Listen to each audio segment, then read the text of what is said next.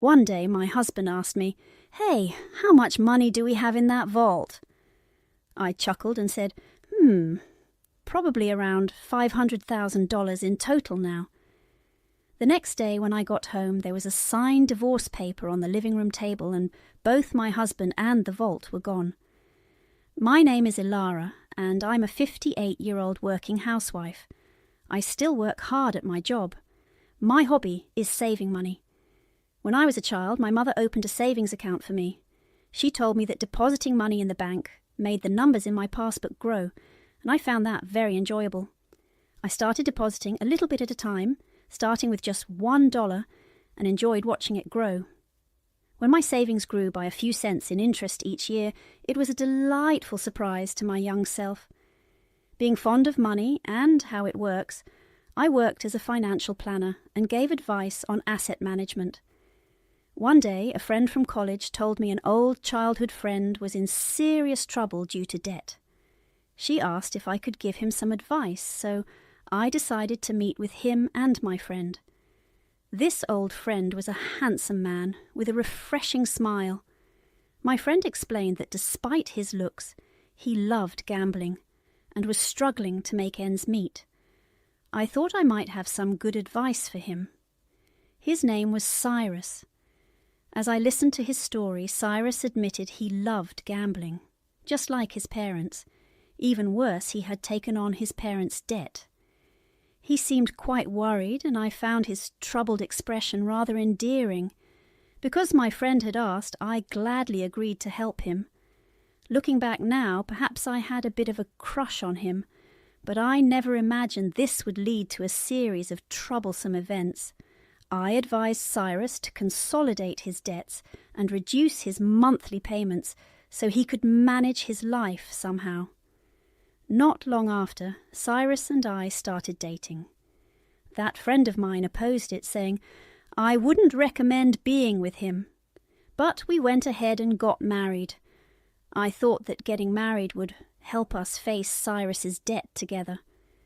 My income is pretty good for my age group, so most of Cyrus's income went towards his debt. I made sure he cut ties with his parents to prevent the debt from increasing further, and I gave Cyrus a monthly allowance of $500. When Cyrus decided to cut ties, his mother yelled, "Ungrateful child! I wish I'd never given birth to you. It's only natural for a child to repay their parents' debts." His father also chimed in, "Where's that thieving wife of yours? I can't rest until I give her a piece of my mind. You don't belong to us anymore." My husband, Cyrus, exhausted from dealing with his parents' debts all this time, finally told them, "Enough is enough. I'm not your ATM. I'm trying my best here," and came back to me. He finally felt relieved to be free from my in-laws who constantly brought up their debts. Soon after, we had a son. Our son, Orion, is handsome, just like Cyrus. He's my pride and joy. Orion seemed to notice his father's lack of discipline and indecisiveness. Despite this, Cyrus's carefree character didn't change. He kept borrowing money from predatory lenders, dealing with loan sharks, and tricking friends into lending him money to gamble away. We went through a lot, but I managed to keep Cyrus in line. 23 years passed, and we finally got Cyrus's debt down to about $10,000. We were almost at full repayment when Cyrus received a call from his parents. "Please help us. Your father has collapsed. We're at the hospital now. Can you come?" "What? Which hospital? What's his condition?" "Your father suddenly collapsed and we had to call an ambulance." "Mum, pull yourself together. What hospital are you at?" Cyrus left work early and went to the hospital. He messaged me, "Ilara, Dad collapsed. I'm at the hospital now. I'm sorry I broke our promise and went to see my parents. I'm really sorry." "What? Your dad collapsed? So how is he now?" "He had a minor stroke. His life isn't in danger, but he shouldn't overexert himself. Both my parents are feeling low. I want to stay with them for a while. Is that okay?" "Of course, honey, go and comfort them. Should I come too?" "No, it's okay if you're busy with work. They might treat you poorly again." I gave Cyrus a little extra money for hospital visits. They probably couldn't pay for the hospital fees. Since then, Cyrus visited his parents often. Each time he took $200 or $300 from me. I guessed my in-laws were struggling financially and taking a little bit from Cyrus. It amounted to around $1,000 to $2,000 a month, but I let it slide for now. A year passed since my father-in-law collapsed. Both my in-laws had aged, and I guessed they wanted someone to lean on. My hobby, as always, was saving money. One day I took out my bank book from the vault and grinned. Cyrus, who usually wasn't interested, stared at me and asked, "Hey, how much money do we have in that bank account you always look at so happily?" "It's about $500,000 now," I answered casually. The next morning I filled out a divorce form, left it in the living room, and when I came downstairs for breakfast, both Cyrus and the safe were gone. I couldn't help but smile. Cyrus had been eyeing the money in the vault, and he had even planned to take the entire thing. It's almost laughable thinking about him struggling with the whole vault. We have a black cat named Nix, and we've set up a pet camera to watch her. Her antics are the highlights of my day. I always check the camera during my lunch breaks. One day while watching, I saw my in-laws and Cyrus having an unbelievable conversation in our living room. Cyrus's parents were flattering him, talking about how proud they were of him for living in such a nice house and having a good salary. They went on about how Cyrus should be earning more and not putting up with me. They said he could be living better on his own and could have saved hundreds of thousands by now if it weren't for me. I was stunned. Cyrus seemed to have forgotten that I was working hard to pay off his debts. I recalled how, in the past, Cyrus had struggled with debt from his parents, giving them cash every month. Yet now he was complaining about not getting enough from me while ignoring my sacrifices.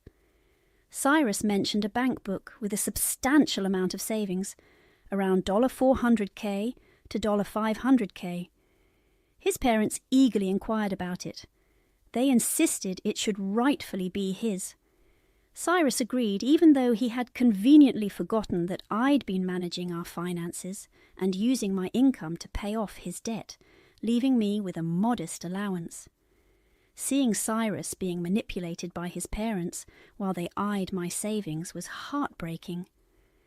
I sat at my desk at work, tears streaming down my face as I held my phone. Despite my efforts over the past 23 years to support him and reduce his debt from nearly $200K to $10K, it seemed like all my sacrifices were in vain. I felt overwhelmed and deeply saddened, like I was drowning in my own tears. It felt like I was disappearing, on the verge of breaking down, but I made sure to record the conversation and sent the footage to my son. That day, I left work early, claiming to be sick, and headed to my usual bar. I drank heavily, spilling everything to the bartender. The bartender comforted me gently, saying, "Why grieve for someone who's done you wrong? You've done nothing wrong. Live for yourself." At that moment, my intoxication and love for my husband faded. I thanked him and said, "Next time we'll share a pleasant dream." When I got home, I went straight to my study and began to think about how to retrieve the bank book from the vault. I needed a plan. I was determined to show them not to underestimate me.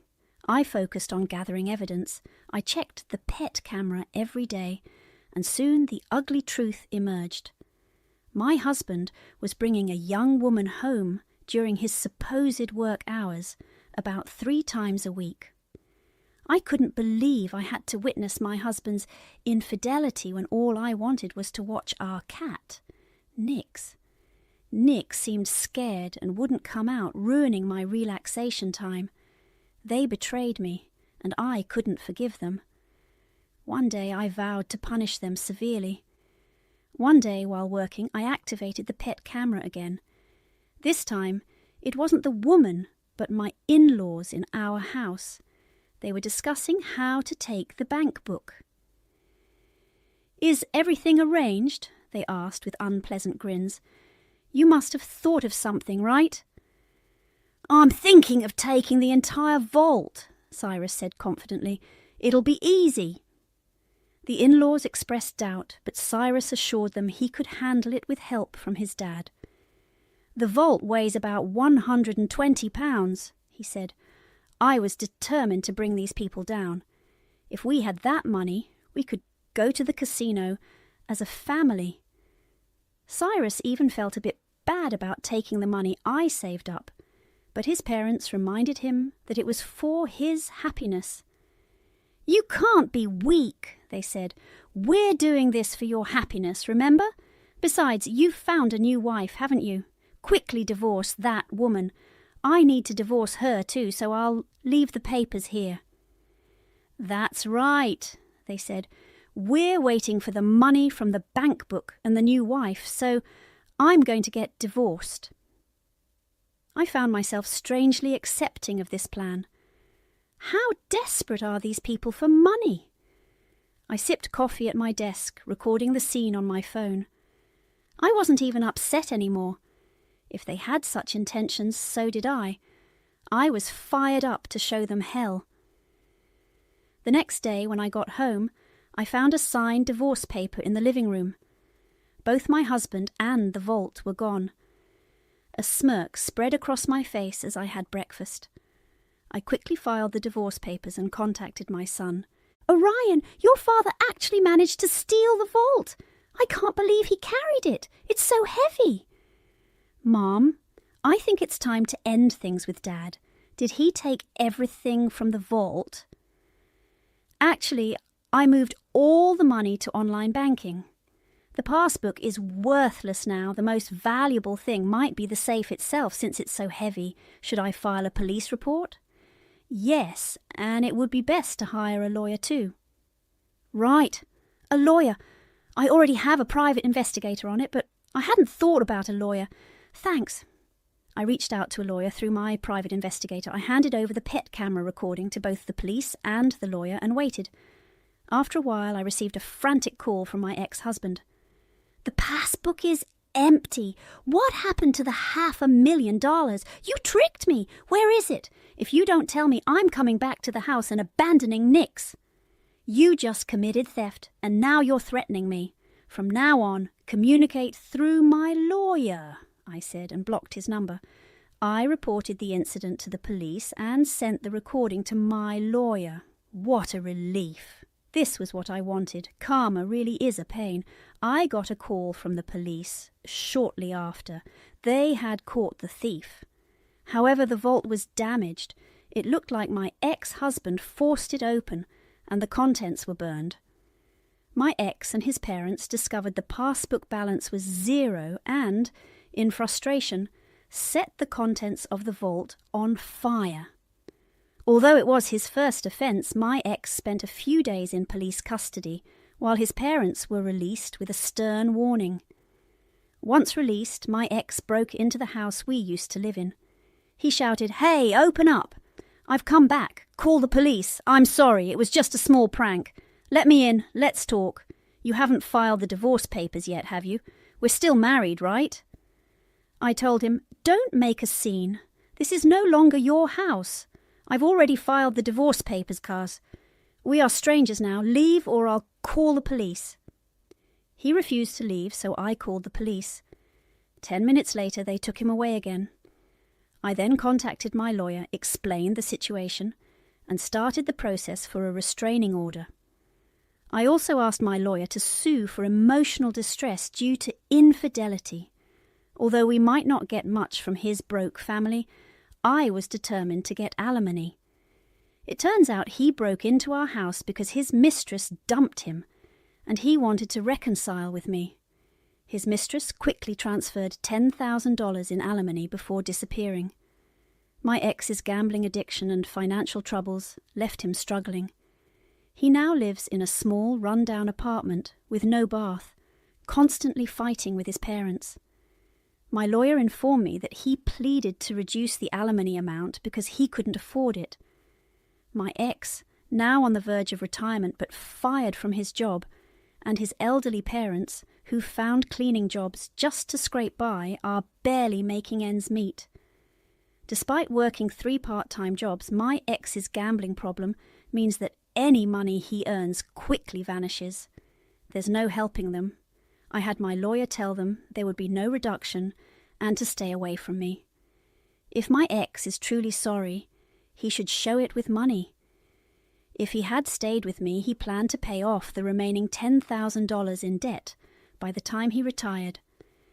But he was swayed by his gambling-addicted parents-in-law. How foolish of him! That $500,000 represents my savings, which I started building from a young age. I always enjoyed saving up and updating my bank book.